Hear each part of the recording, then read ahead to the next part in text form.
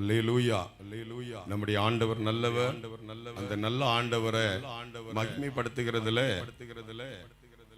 நம்ம எல்லாரும் கொடுத்து வைத்தவர்கள், ஆசீர்வதிக்கப்பட்டவர்கள். அல்லேலூயா. சத்தமா சொல்லுவோம் அல்லேலூயா. வேதம் சொல்லுகிறது, லூக்கா எழுதின சுவிசேஷம் 19ஆம் அதிகாரம் 10ஆம் வசனம் சொல்லுகிறது. இப்பொழுது நாம் படிக்க கேட்போம். லூக்கா எழுதின சுவிசேஷம் 19வது அதிகாரம் 10வது வசனத்தை நாம் இப்போது படிக்க கேட்போம்.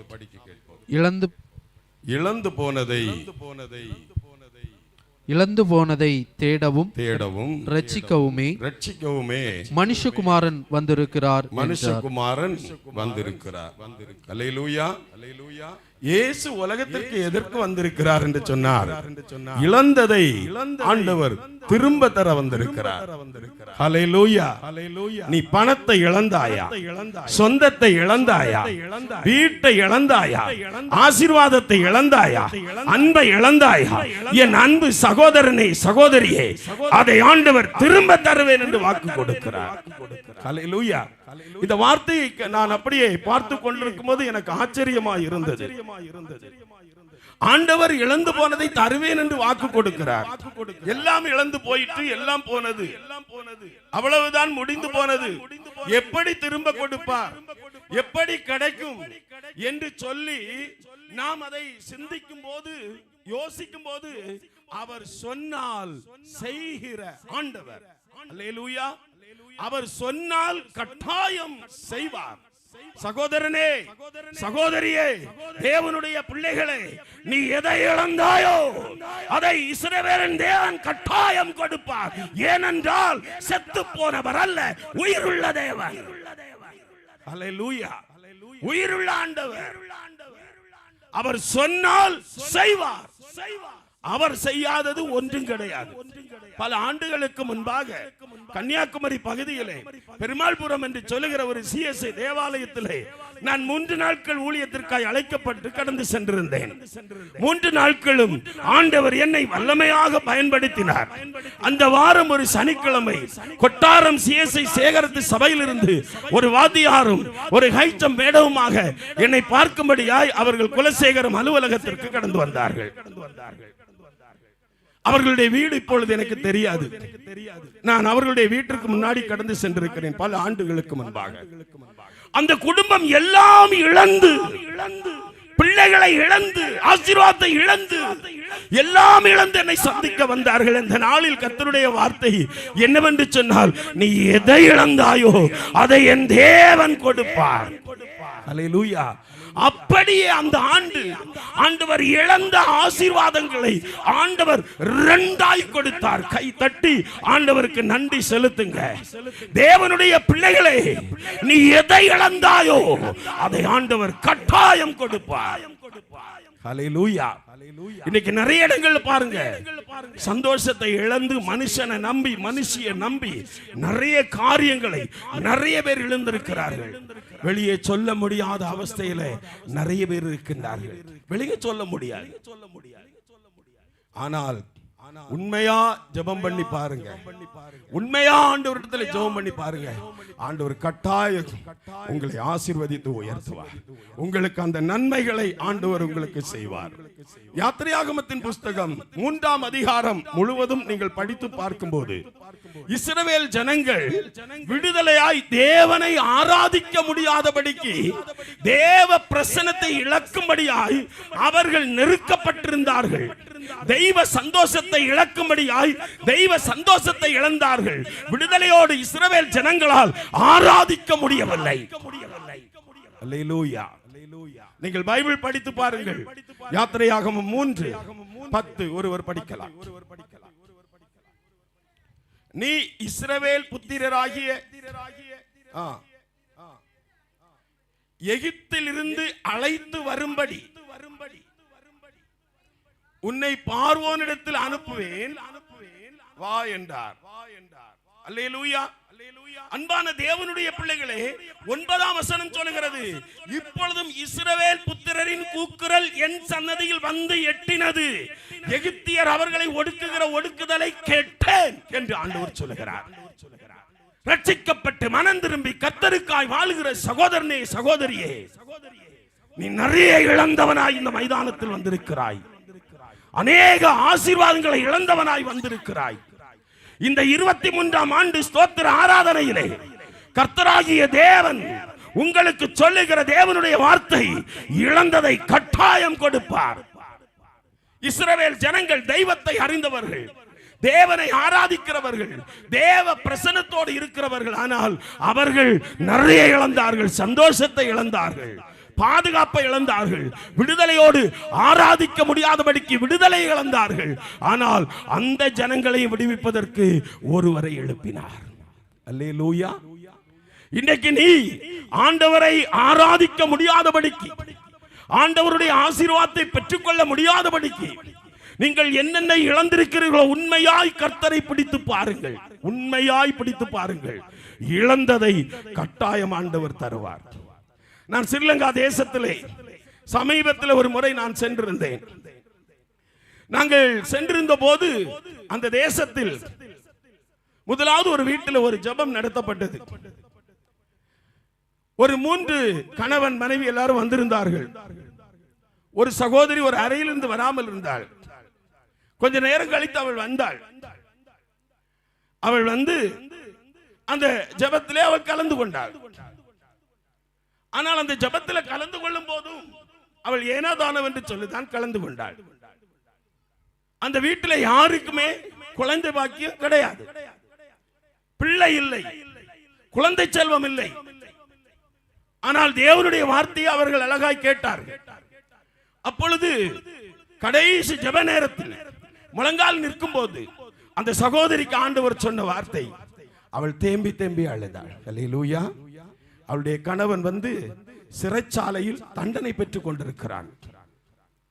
நல்ல அழகாயிருக்கிற ஒரு சகோதரி, ஆனால் நல்ல படித்தவள், நல்ல வேலை பார்க்கிறவள், பணம் இருக்கிறது, அழகு இருக்கிறது, வீடு இருக்கிறது, வாய்ப்புகள் இருக்கிறது. ஆனால் கணவன் சிறைச்சாலையில் இருக்கிறான். ஹல்லேலூயா.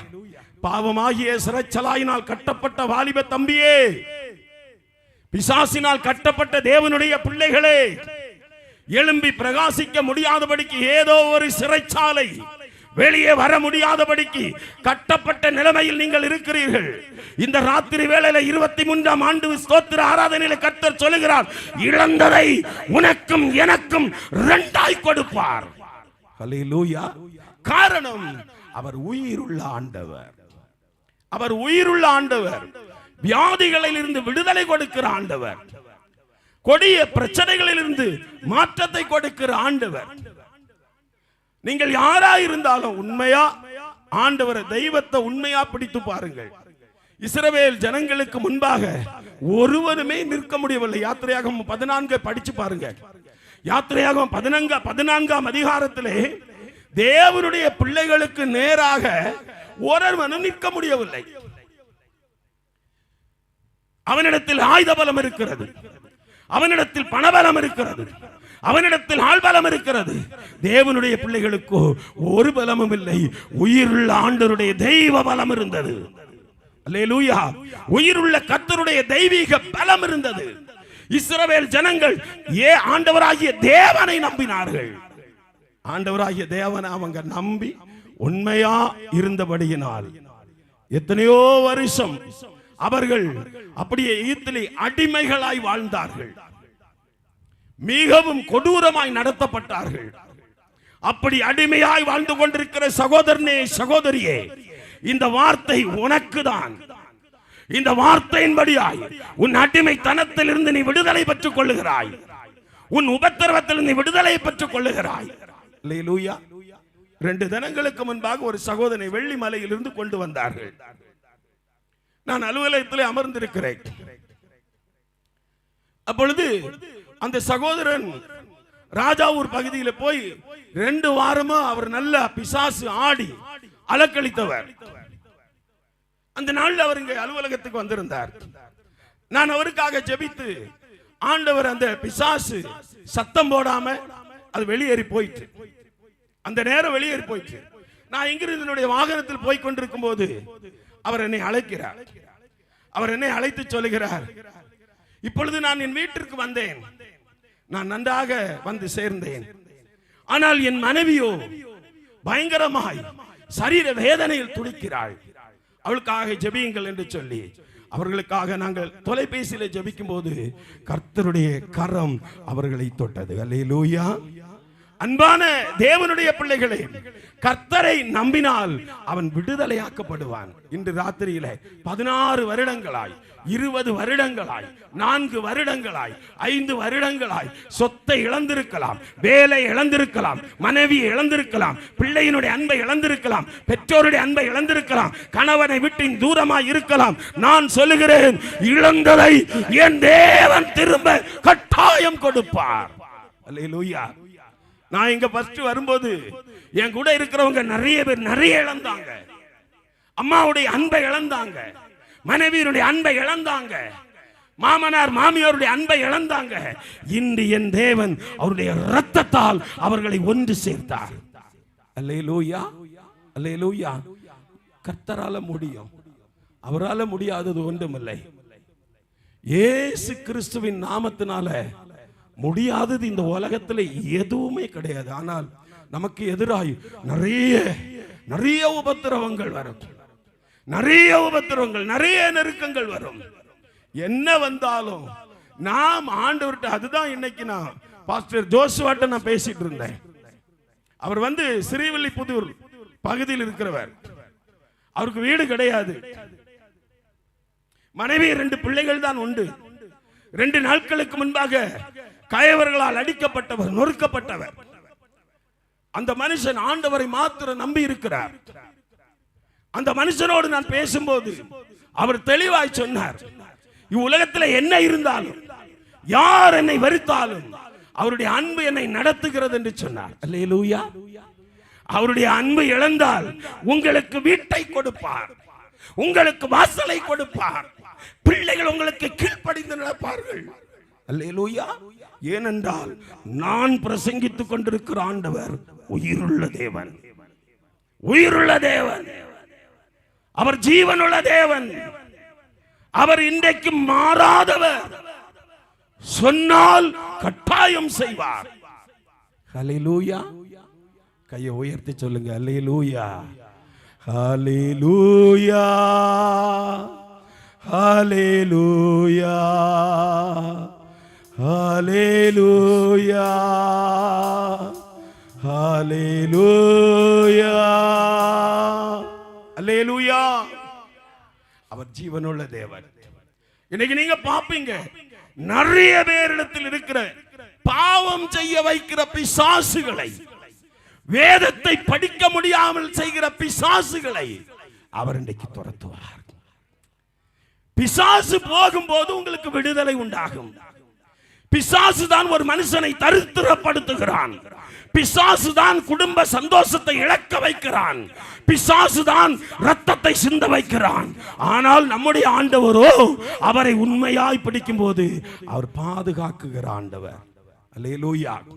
யாத்திரையாகமத்தின் புஸ்தகம் 14ஆம் அதிகாரம் அதனுடைய 30வது வசனத்தையும் 31ஆம் வசனத்தையும் ஒருவர் படிக்கலாம். இவ்விதமாய் கர்த்தர் அந்நாளிலே யார? இஸ்ரவேலரை. போதும். அல்லேலூயா. அந்த நாளிலே எகிப்தியரின் கைக்கு ஆண்டவர் தப்புவித்தார். நம்முடைய ஆண்டவர் தப்புவிக்கிற தேவன், நம்முடைய ஆண்டவர் விடுவிக்கிற தேவன், நம்முடைய ஆண்டவர் விடுதலையாக்குகிற தேவன். அல்லேலூயா. அவர் எல்லாம் செய்கிற தேவன். அவரால பூமியில செய்ய முடியாதது ஒன்றுமே கிடையாது, எதுவுமே கிடையாது, எதுவுமே கிடையாது. யோபின் புத்தகம் 5ஆம் அதிகாரம் 15ஆம் வசனத்தை ஒரு ஆள் படிக்கலாம். யோபின் புத்தகம் 5ஆம் அதிகாரம் 15வது வசனத்தை ஒருவர் படிக்கலாம். ஆனாலும் எளியவனை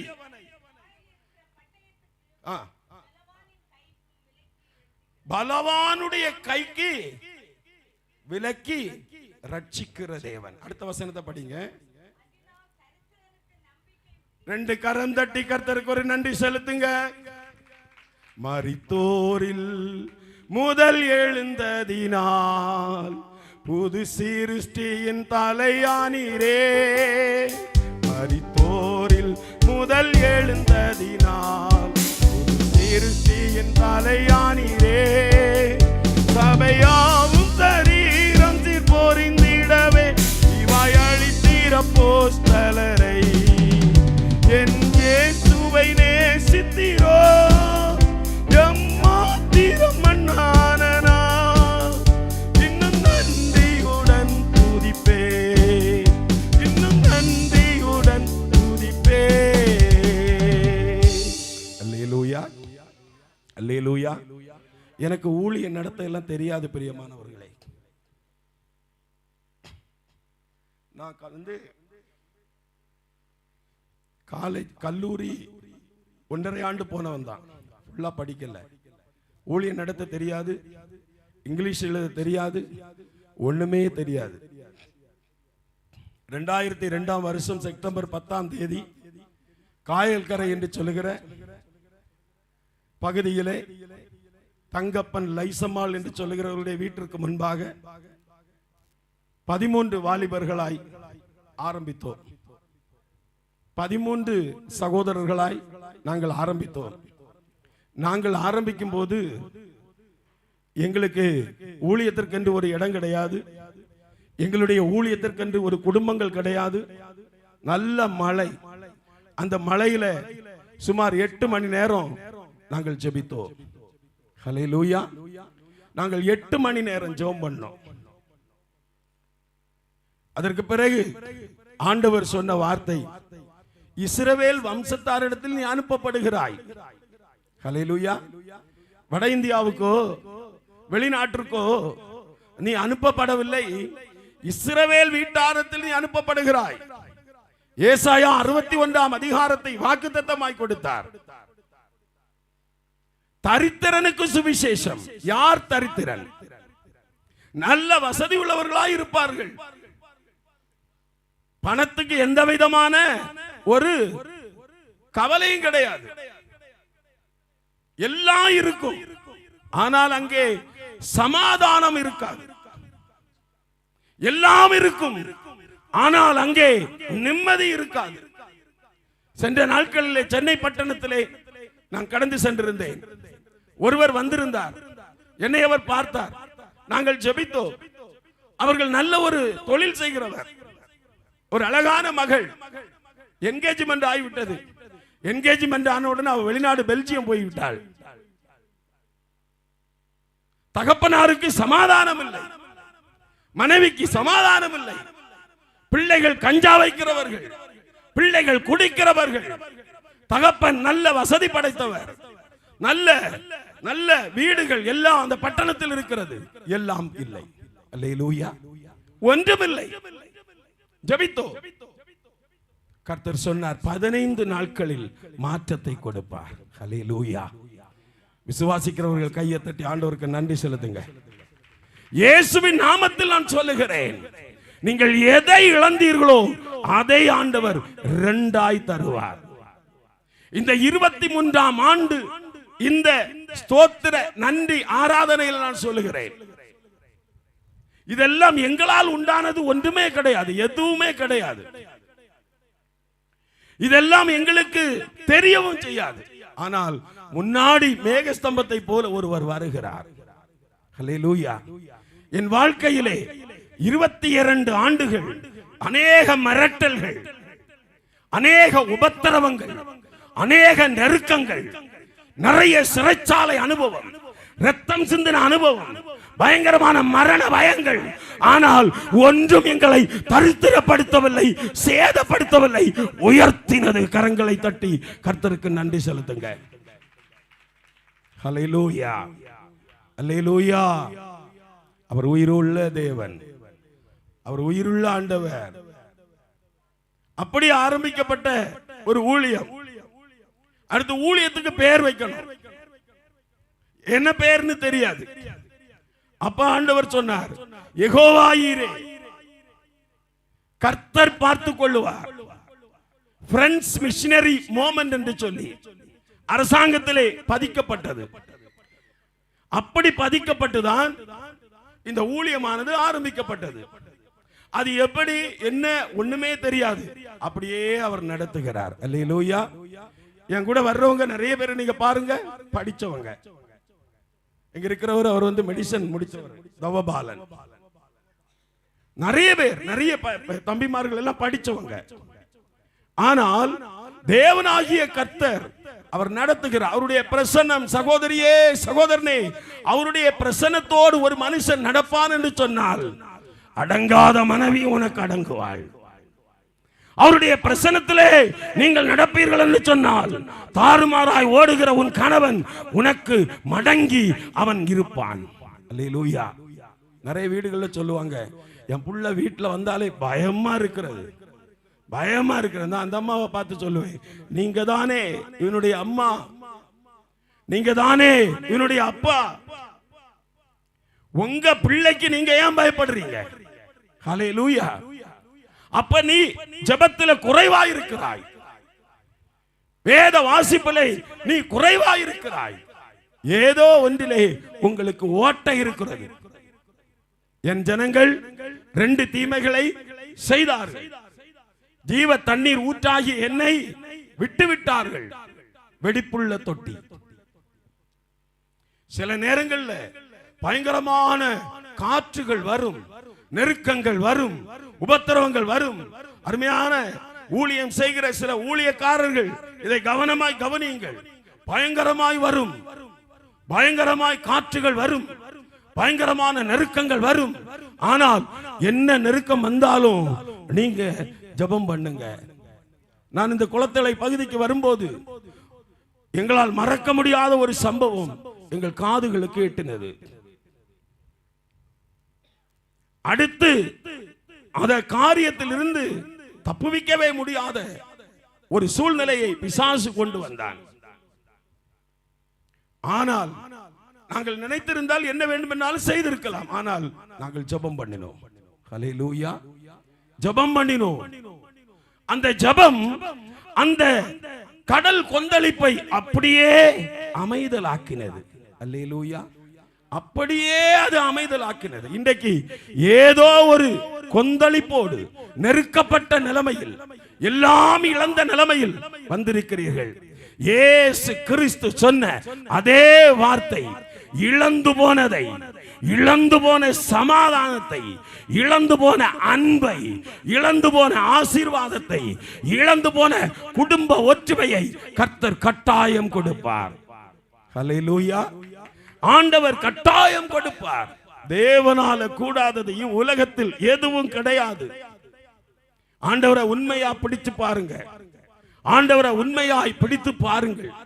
அவ்வளவு பெரிய ஒரு ஆண்டவர், அவ்வளவு பயங்கரமான ஆண்டவர்.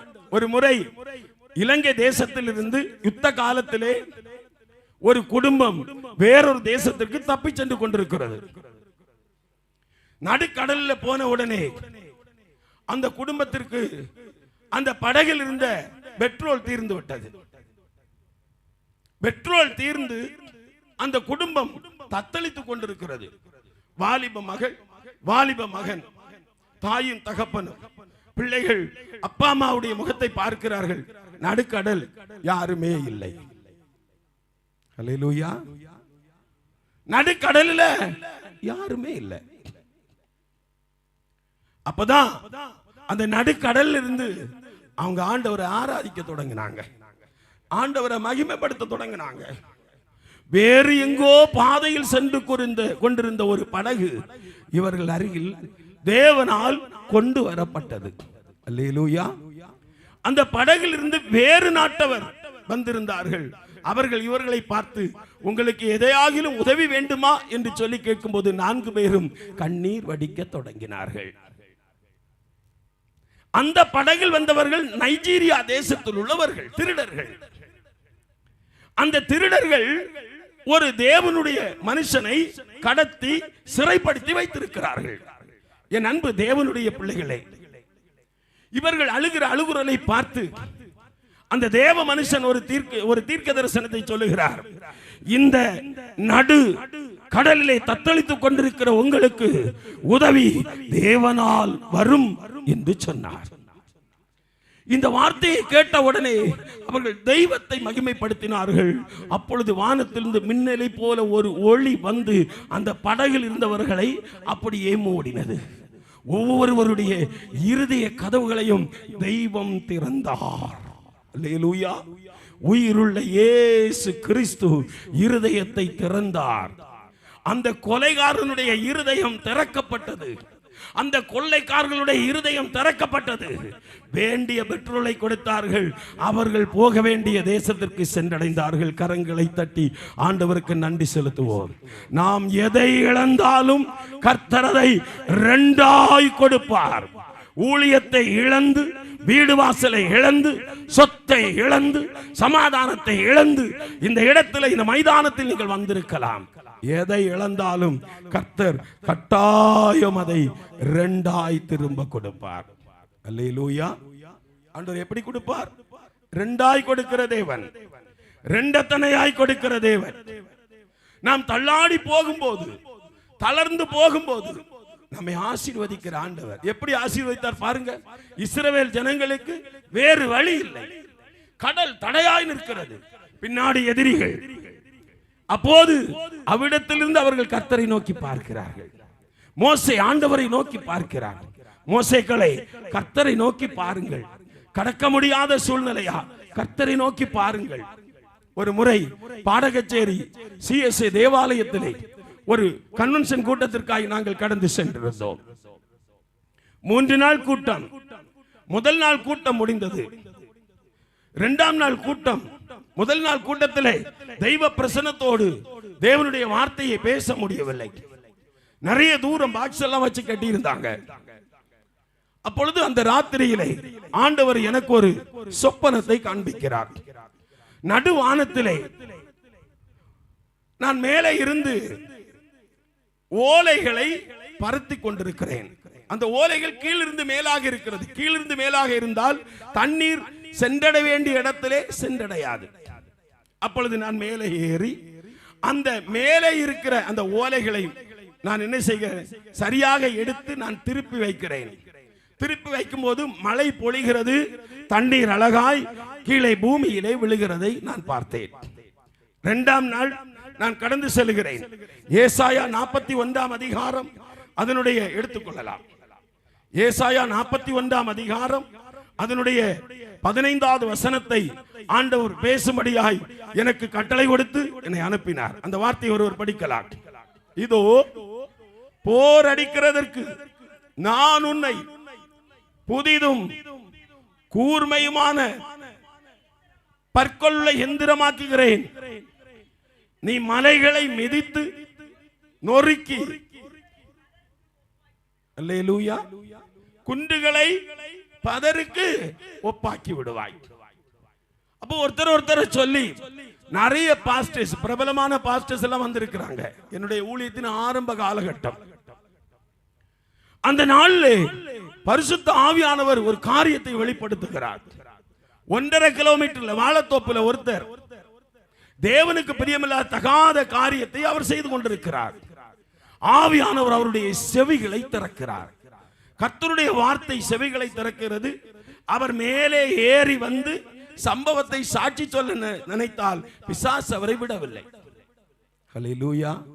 கையை உயர்த்தி சொல்லுங்க, ஹல்லேலூயா. பிசாசு அவரை வரவிடவில்லை. கொஞ்ச நாட்கள் கழிந்து அவர் பெனியேல் ஆடிட்டோரியத்தில் வந்து நடந்த சம்பவங்களை எல்லாம் சாட்சியாய் சொன்னார். அநேகர் தேவனண்டையில் கடந்து வந்தார்கள். அநேகர் ஆண்டவரிடத்திலே கண்ணீர் வடித்தார்கள். அல்லேலூயா, அல்லேலூயா. சென்ற காலம் முழுவதும் காத்தாரே, ஓ சேதமும் அணுகாமல் சொந்தமாக ஆற்றி ஒளிந்தனக்கென்றும் சுகபலன் அளித்தாரே. சொந்தமாக ஆற்றி ஒளிந்தனக்கென்றும் சுகபலன் அளித்தாரே. அல்லேலூயா, துதி அல்லேலூயா. எந்த அண்ணலாம் இயேசுவை பாடிடுவேன். அல்லேலூயா, துதி அல்லேலூயா. எந்த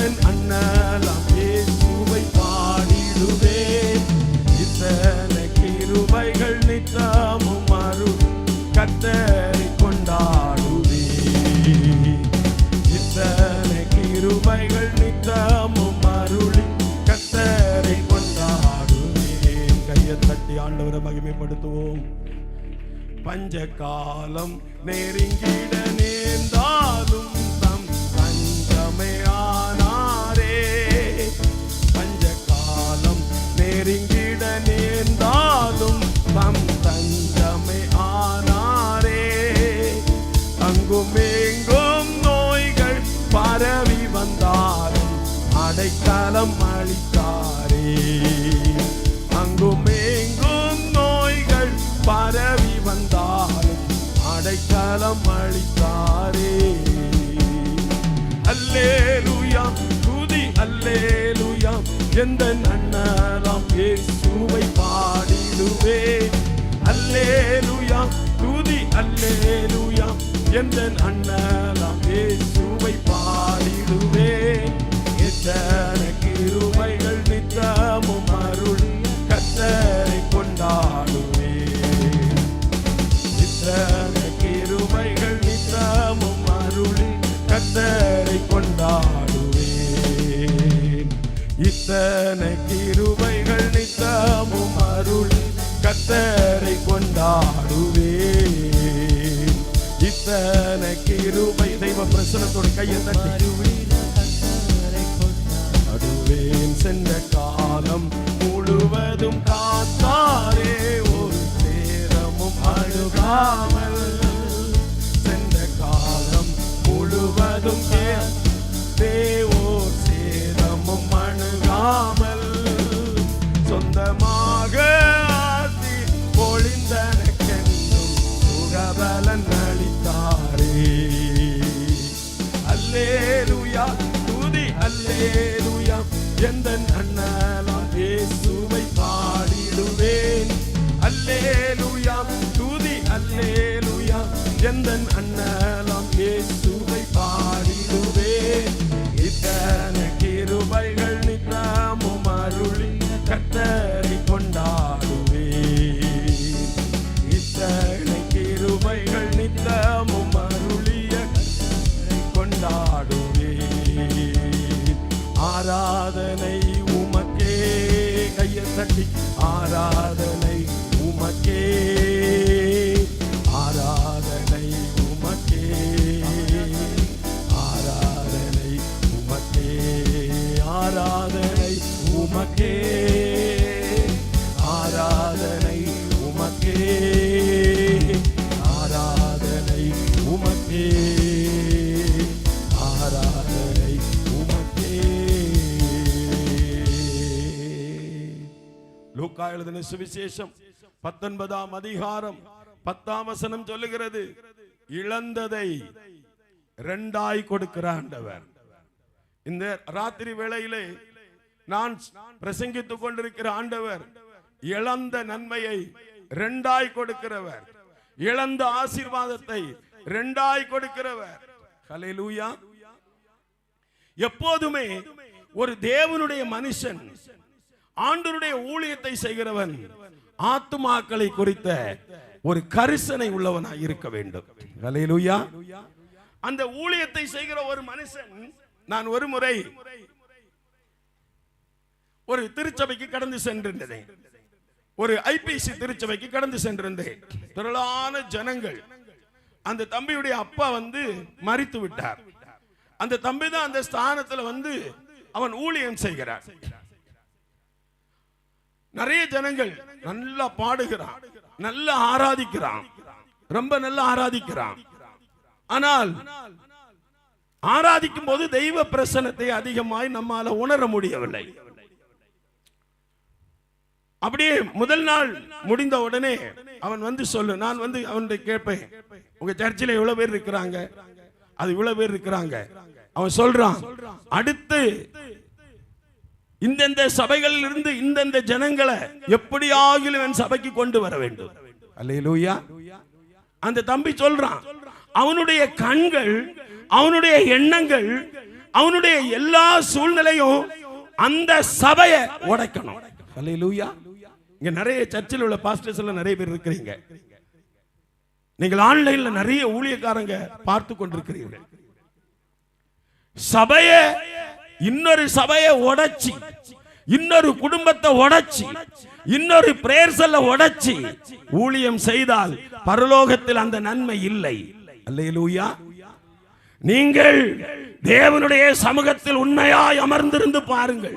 நாங்கள் அப்படிதான் உண்மையா அமர்ந்திருப்போம். எங்களை தேடி வியாதி உள்ளவர்கள் வருகிறார்கள், பிசாசினால் கட்டப்பட்டவர்கள் வருகிறார்கள், நெருக்கப்பட்டவர்கள் வருகிறார்கள்.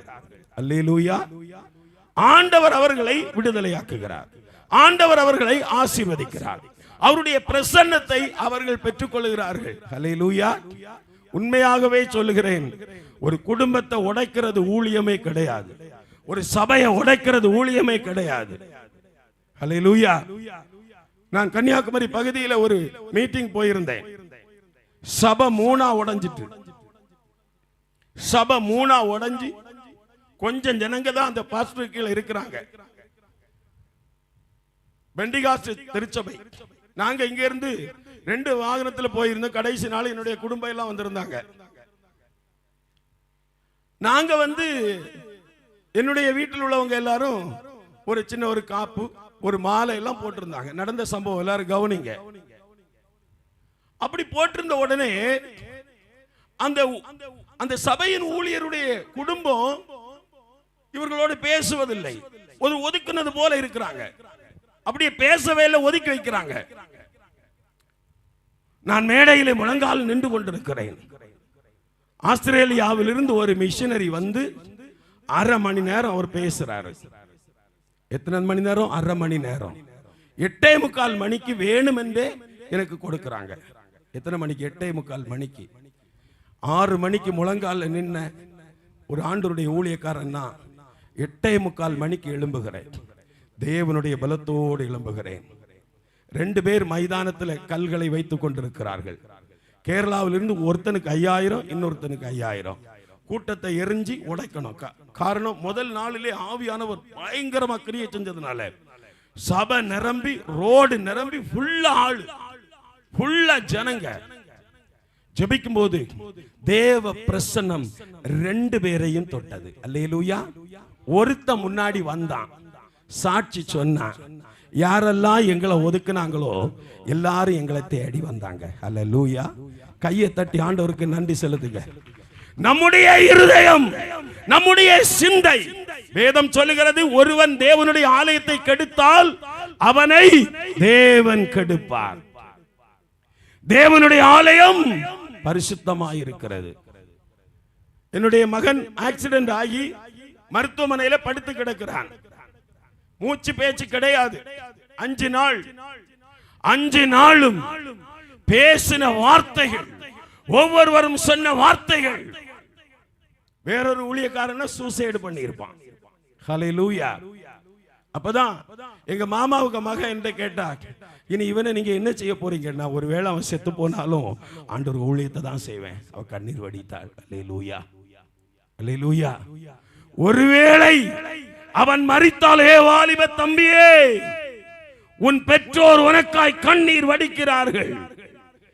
நீ மனம் திரும்பி ஆண்டவரை உண்மையாய் தேடினால் இழந்த குடும்ப சந்தோஷத்தை உனக்கு ஆண்டவர் கொடுப்பார். அல்லேலூயா. இழந்த ஆசீர்வாதத்தை என் தேவன் கொடுப்பார். யோபுவை பாருங்க, எல்லாம் இழந்தார். யோபுக்கு இலக்குக்கு இனி ஒண்ணுமே கிடையாது. அதனால எல்லாரும் யோபுவாய் மாற முடியாது. பிரசங்கிக்கிற நானும் யோபுவாய் மாற முடியாது. இங்க இருக்கிற பாஸ்டர்ஸும் யோபுவாய் மாற முடியாது. ஹல்லேலூயா. என்ன 3 வருஷம் கழிச்சு, நான் இங்க 1 வருஷம் தான் ஆகுது. ஒரு 3 வருஷம் ஆகும். இவர் அவருங்க அம்மாவிட்ட கூட்டிட்டு போனார். அந்த அம்மாட்ட கேட்டேன், உங்க பிள்ளை நீங்க எத்தனை வருஷமா அப்படின்னு கேட்டேன். அந்த அம்மாவுடைய கண்கள் கலங்கினது. அல்லேலூயா. பெற்ற தாய்க்கு பிள்ளையின் அன்பை அந்த இழந்து வேதனையில் இருக்கிற அந்த வலி இயேசு பார்த்தார். நான் பாஸ்டர்ட்ட சொல்லுவேன், பிரிக்கிறவர் ஆண்டவரே கிடையாது. ஹல்லேலூயா. பிரிக்கிறவர் கர்த்தர் அல்ல. ஜீவிக்கிறது பொல்லாத ஆவி. ஹல்லேலூயா, ஹல்லேலூயா. கையை உயர்த்தி சத்தமா சொல்லுங்க, ஹல்லேலூயா. அவர் ஜீவனுள்ள தேவன், ஜீவிக்கிறார், இயேசு ஜீவிக்கிறார், என் உள்ளத்தில் அவர் ஜீவிக்கிறார். அல்லேலூயா. அவர் என்னுடைய உள்ளத்திலே அவர் ஜீவிக்கிறார், அவர் என்னுடைய உள்ளத்திலே அவர் வாசம் செய்கிறார். அன்பான தேவனுடைய பிள்ளைகளே, அவர் ஏன் உள்ளத்துல வாசம் செய்கிறார்? ஒரு பயங்கரமான ஒரு காரியம். கொஞ்ச நாளைக்கு முன்னாடி தான் பிளைட்ல நான் அப்படியே டிராவல் பண்றேன். நடு வானத்துல ஏரோப்ளேன் போய் கொண்டிருக்கிறது. என் அருகிலே வட இந்தியாவில் இருந்து ஏதோ ஒரு பிரச்சனையில, இதுவரையிலும் அவங்க வந்து பஸ் ட்ரெயின்ல தான் போயிருப்பாங்க. முதல்ல அவங்க வந்து பிளைட்ல வராங்க. ஒரு ஏழை குடும்பம் ஏதோ ஒரு இழப்புல அவங்க ஊருக்கு போறாங்க. என் பக்கத்துல வந்து அந்த பிரதர் உட்கார்ந்து இருக்கிறாரு, அவங்க பக்கத்துல மனைவி உட்கார்ந்து இருக்கிறாங்க. இந்த பிளைட் மேல அப்படி போய் நடு வானத்துல போய் கொண்டிருக்கும் போது அந்த மனுஷனுடைய வாய் பிளந்து மூச்சு போகவில்லை. மனைவி கதறுகிறாள். மனைவி கதறி அவ்வளவு கதறல். சும்மா நெஞ்சில கை வச்சேன், அப்படியே அவருடைய கண்கள் கலங்கினது. அப்படியே என்னை பார்த்தார். ஹல்லேலூயா, ஹல்லேலூயா, ஹல்லேலூயா. அவர் செத்து போனவர் அல்ல. கிமு என்னும் கிபி என்றும் சரித்திரத்தை இரண்டாய் பிரித்து இன்று உயிரோடு வாழ்ந்திருக்கிற தேவன். எல்லா ராஜாக்களுடைய கல்லறைகளும் மூடினதாகவே இருக்கிறது. நான் பிரசங்கித்துக் கொண்டிருக்கிற இயேசு கிறிஸ்துவின் கல்லறை திறந்ததாக இருக்கிறது. எதற்காக? வீட்டை இழந்தவனுக்கு வீட்டை கொடுக்க, ஊழியத்தில் ஆத்துமாக்களை இழந்தவனுக்கு சபையை கொடுக்க. ஹல்லேலூயா. என்னெல்லாம் இழந்தாயோ எல்லாத்தையும் ரெண்டாய் கொடுப்பார், ரெண்டாய் கொடுப்பார், கட்டாயம் ரெண்டாய் கொடுப்பார். ஹல்லேலூயா. கட்டாயம் ஆண்டவர் அதை செய்வார். பிரியமான தேவனுடைய பிள்ளைகளை, கட்டாயம் ஆண்டவர் செய்கிறவர். நீங்கள் லூக்கா 8:43 ஒரு ஆள் படிங்க. லூக்கா 8:43. அப்பொழுது 12 வருஷமாய் பெரும்பாடுள்ளவளாய் இருந்து, கவனிக்கிறீங்களா? ஆசிகளை எல்லாம் வைத்தியர் எத்தனை பேரு ஆஸ்திய அந்தஸ்த பணத்தை வைத்தியர்களுக்கு கொடுத்தவங்க எங்க இருக்கிறீங்க? கை வைத்துங்க பாப்போம். எத்தனை பேர், எத்தனை பேர் வியாதி நிமித்தமாய், எத்தனை பேர் இன்றைக்கு நீங்கள் பணத்தை வீட்டை இழந்திருக்கிறீர்கள்? நான் திரவிய மருத்துவமனை இருக்கும்போது ஒரு அறையில் நான் ஜெபம் பண்ண போனேன். ஒரு சகோதரனுடைய மண்டை பிளந்து உள்ள போய் இருக்கிறது. 12 வருஷமா அவன் போகாத மருத்துவமனை கிடையாது. அந்த சகோதரிடத்தில் கேட்கும் போது அவள் சொல்லுகிறாள், வீடெல்லாம் இழந்துட்டோம், எல்லாம் போயிட்டு, ஒண்ணுமே கிடையாது, உயிர் மாத்திரம்தான் இருக்கிறது, நம்பிக்கை இழந்துட்டோம் அப்படின்னு சொன்னாங்க. ஹல்லேலூயா. எத்தனை பேர் வியாதி நிமித்தமாய், இங்க பாருங்க, இந்த சகோதரி பெரும்பாடு நிமித்தமாய் எல்லாம் இழந்தாள், மொத்தத்தை இழந்தாள். எல்லாம் இழந்து ஒண்ணுமே இல்ல, அடுத்து வைத்தியனுக்கு கொடுக்க ஒண்ணுமே இல்ல. அப்படி இங்க சிலர் இருக்கிறீர்கள், எல்லாம் இழந்துட்டீங்க, ஒண்ணுமே இல்ல. இனி இழக்க இருக்கிறது ஒன்றே ஒன்று, கர்த்தர் கொடுத்த ஜீவன் மாத்திரம். அன்பான தேவனுடைய பிள்ளைகளே, அவர் கொல்லுகிற தேவன் அல்ல, விட்டு கொடுக்கிற ஆண்டவரும் அல்ல. காரணம், அவர் உயிரோடு இருக்கிறார். இந்த கிரவுண்டில் வந்திருக்கிற, அந்த மைதானத்தில் வந்திருக்கிற, தேடி வந்திருக்கிறார். அவர் மரித்து போன ஆண்டவரே இல்ல, உயிருள்ள தேவன். அந்த அம்மா இயேசுவை நம்பிக்கையோட வந்து, எல்லாம் போச்சு ஆண்டவரே, எனக்கு ஒண்ணுமே இல்லப்பா அப்படின்னு வந்து தொட்டாள், விசுவாசத்தில் தொட்டாள், அவள் விடுதலையாக்கப்பட்டாள். ஹல்லேலூயா. நீங்க என்னென்ன இழந்தீர்களோ எல்லாவற்றையும் ஆண்டவர் கட்டாயம் அவர் ரெண்டாய் கொடுப்பார். ஒரு அருமையான மிஷினரி குடும்பம் வட இந்தியாவுக்கு ஆண்டவருடைய ஊழியத்திற்காய் சென்றது. அவர்கள் வட இந்தியாவில் போய் ஒரு நல்ல ஒரு சின்ன ஒரு அறையை அமைத்து அந்த பகுதிகளில் எல்லாம் அவங்க சுவிசேஷம் சொல்ல தொடங்கினார்கள். ஒரு நடந்த சம்பவம், சுவிசேஷம் சொல்லி இவர்களுக்கு முதலாவது ஒரு ஆண் குழந்தை பிறந்தது. அந்த ஆண் குழந்தை பிறந்து 9ஆம் மாதத்திலே வியாதிப்பட்டு மிகவும் கேவலப்பட்டு பிள்ளை மரித்து போனது. அடுத்து கொஞ்ச நாள் கழித்து இவங்க ஊழியத்தை விடாப்பிடியாய் ஆண்டவருடைய சுவிசேஷத்தை, ஆண்டவருடைய அன்பை அவர்கள் சொல்லிக் கொண்டிருக்கிறார்கள். ஆண்டவருடைய அன்பை அப்படி சொல்லும் போது, என் அன்பு தேவனுடைய பிள்ளைகளை, அந்த ஜனங்கள் இவரை தூற்றத் தொடங்கினார்கள். வாலிப பிராயத்தின் மனைவியை தூற்றத் தொடங்கினார்கள். இரண்டாவது ஆண்டவர் ஒரு பிள்ளையை கொடுத்தார், அதுவும் ஆண் குழந்தை. அது நல்ல ஊழியத்தை செய்தார்கள். பிள்ளையும் வளர்ந்தான். 1.5 ஆண்டு ஆனதும் அந்த பிள்ளையும் மரித்து போனது. அல்லேலூயா. ஆனால் அவர்கள் அதிலும் சலித்து விடாமல் ஆண்டவருக்காய் உண்மையாய் ஊழியம் செய்தார்கள்.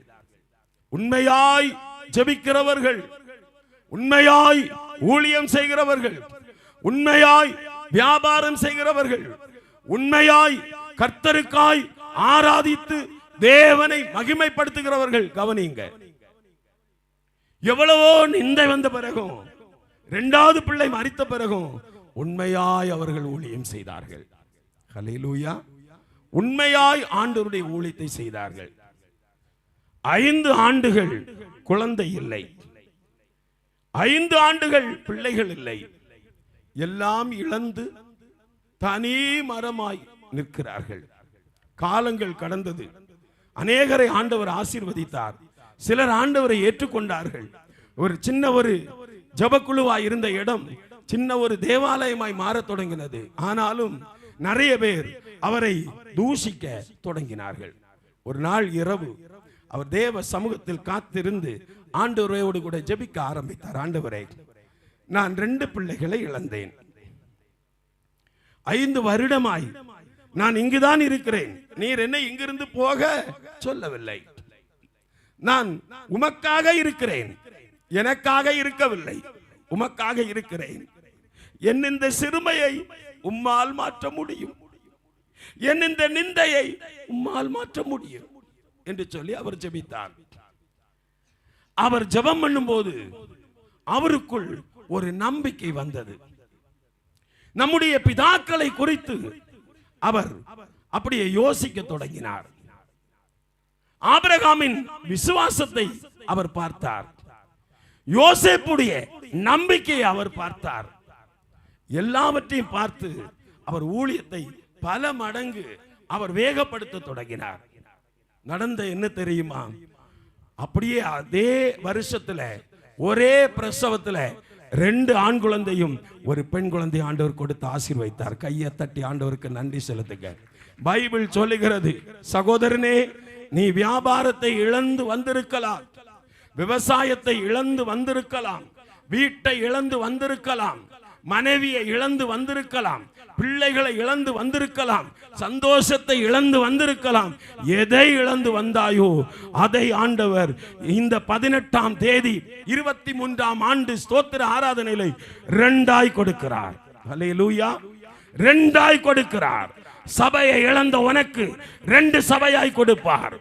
சமாதானத்தை இழந்த உனக்கு 2 தனையான ஆசீர்வாதத்தை கொடுப்பார்.